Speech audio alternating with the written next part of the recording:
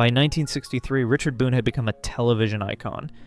His role as Paladin, the refined gun-for-hire and have-gun Will Travel, captivated audiences and brought CBS massive success. Yet, at the peak of his fame, Boone made a move that shocked the industry. He walked away. Boone had grown weary of the show's repetitive Western formula. He frequently clashed with producers, advocating for deeper narratives and more nuanced characters. "I was tired of the same old shoot-'em-up," he later said, voicing his desire for roles that tested his dramatic range. His exit wasn't just about creative frustration, it was about autonomy. Boone negotiated his departure to launch The Richard Boone Show, an anthology series that gave him full creative control. The show featured new stories and characters, showcasing Boone's versatility. Critics applauded the show's ambition and Boone's performance. The New York Times praised its writing and innovation. However, mainstream audiences weren't ready for such a format. The show lasted only one season, 25 episodes that highlighted Boone's talent but failed to replicate his earlier popularity. Have Gun Will Travel ended after Boone's departure. The character of Paladin was not recast. Boone's bold choice came at a cost. Though he continued acting in films and television, he never again reached the cultural prominence of Paladin. His story remains a cautionary tale about the risks of leaving a hit series in pursuit of artistic freedom. James Garner's portrayal of the smooth-talking Brett Maverick captivated audiences in the late 1950s. The show's clever writing and Garner's charisma made Maverick a standout hit for Warner Brothers, launching him into stardom. But behind the scenes, a storm was brewing. In 1960, Garner shocked the industry by suing Warner Brothers for breach of contract. He claimed the studio failed to pay him during the Writers Guild strike, violating their agreement. This wasn't just about money, it was about standing up for fair treatment. The lawsuit exposed the exploitative nature of the studio system. Garner's legal team argued that Warner Brothers treated actors as interchangeable, ignoring contractual obligations. The studio countered that Garner had been compensated fairly, but the court ruled in his favor. Garner's victory set a precedent for performer rights and inspired others to question their own contracts. After leaving Maverick, he transitioned to film, landing a key role in The Great Escape in 1963. His bold move didn't end his career, it expanded it.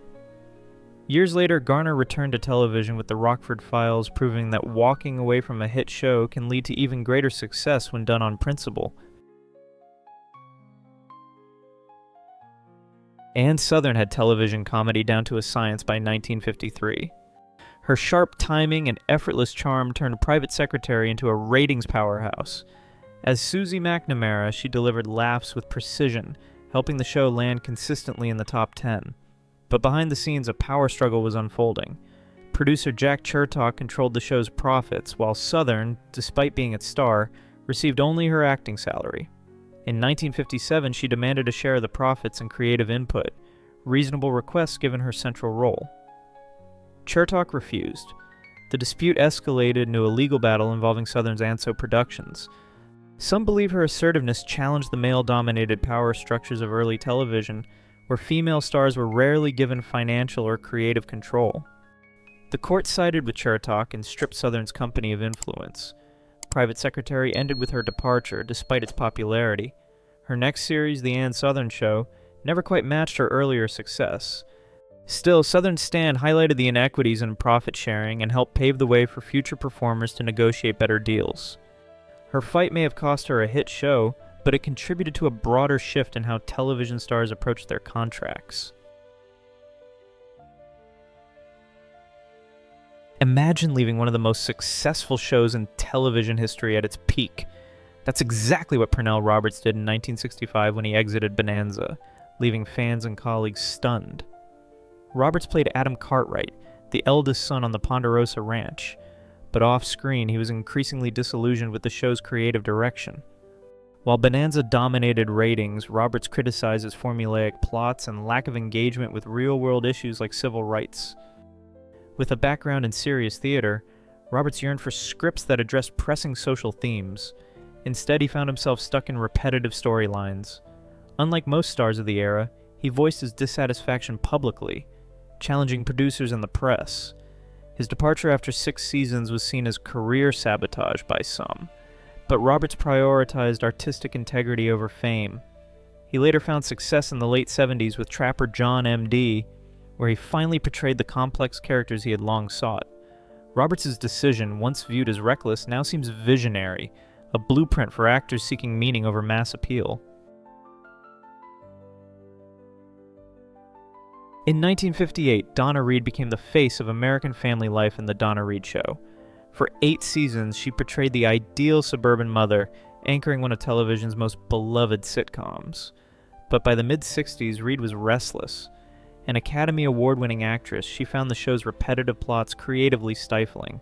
Each episode followed a predictable formula, offering little room for dramatic exploration. In 1966, as ratings dipped, Reed declined to renew her contract. Her decision marked a turning point, choosing artistic growth over continued fame. Some suggest Reed was frustrated by being pigeonholed in a squeaky clean role while television content was evolving. After leaving the show, she pursued more serious roles, including a polarizing stint on Dallas in the 1980s. Her departure signaled the end of an era for family sitcoms and underscored the importance of creative fulfillment, even at the cost of mainstream success. Jean Hagen lit up television screens in Make Room for Daddy starting in 1953, fresh off her Oscar-nominated role in Singin' in the Rain. But by 1956, she made a bold move, walking away from a hit show and national fame.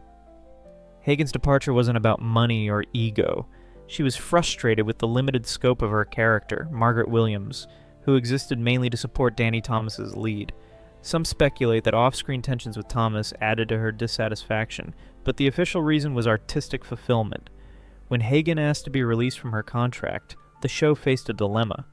The writers made a shocking choice.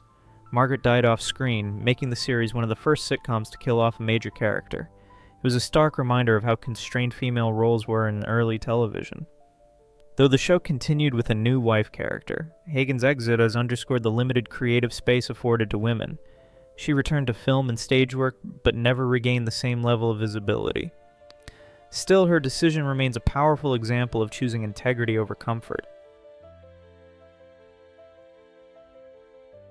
On September 17, 1968, Diaan Carol made television history as Julia Baker, a widowed nurse raising her son in a racially integrated apartment complex. Julia broke barriers as the first network series to feature a black woman in a non-stereotypical lead role, moving beyond the domestic servant roles that had long dominated. The show became a sensation, drawing up to 25 million viewers weekly and earning Carol a Golden Globe. But by 1971, Carol made a decision that shocked the industry. She left the show at its peak. Her frustration stemmed from the show's reluctance to address the real struggles of Black Americans. While Julia was groundbreaking in representation, it avoided topics like racism and economic inequality. Carol had hoped for more substantive storytelling, but network executives prioritized content that wouldn't alienate white audiences. "I realized I was in a beautiful golden cage," Carol later said. Her background in theater, including a Tony Award for No Strings in 1962, made her especially sensitive to the show's creative limitations. After Julia, Carol pursued more complex roles, earning an Academy Award nomination for Claudine in 1974, and later captivating audiences as Dominique Devereaux on Dynasty. Her departure from Julia underscored the tension between representation and authenticity in early television. Dick York's portrayal of Darren Stevens helped make Bewitched a ratings juggernaut from 1964 to 1969. His comedic timing and chemistry with Elizabeth Montgomery were central to the show's charm, but behind the scenes, York was fighting a private battle. In 1959, while filming They Came to Cordura, York suffered a debilitating back injury.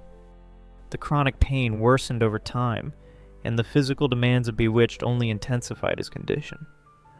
By the 5th season, York's health had deteriorated significantly.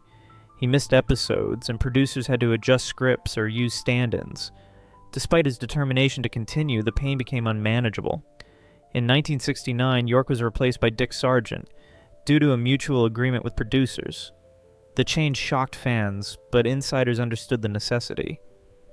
After leaving the show, York faced financial and physical hardship, yet he turned his struggles into purpose, becoming an advocate for the homeless and those with chronic illnesses. His story is a testament to resilience beyond the spotlight. If you've enjoyed this video, please leave a like and comment. Also consider subscribing and hitting the notification bell to get notified of our new videos each week. Thanks for watching.